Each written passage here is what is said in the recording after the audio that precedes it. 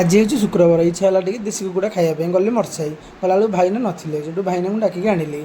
ତାପରେ ଭାଇନା ଦେଖିଲେ ଗୋଟେ କୁକୁଡ଼ା ବାଛିକି ସୂତାରେ ବାନ୍ଧି ଓଜନ କରିବାକୁ ଗଲେ। ଓଜନ କଲାବେଳେ ମୁଁ କୁକୁଡ଼ାକୁ ଦେଖୁଥାଏ। ତାପରେ କୁକୁଡ଼ାଟିକୁ ଯେମିତି ଧରିବା ପାଇଁ ସୁବିଧା ହେବ ଏକ ସୂତାରେ ବାନ୍ଧିକି ଥୋଇଲେ।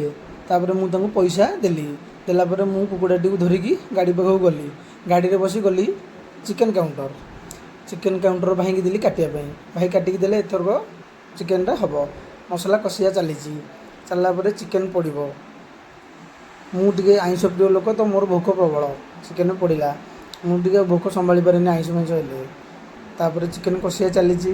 ତାପରେ ଯଦି ପାଣି ଟିକେ ନ ଦିଆହେବ ତ ଚିକେନ୍ ମୋତେ ପାଇବନି। ତେଣୁକରି ପାଣି ଟିକେ ଦେବାକୁ ପଡ଼ିବ।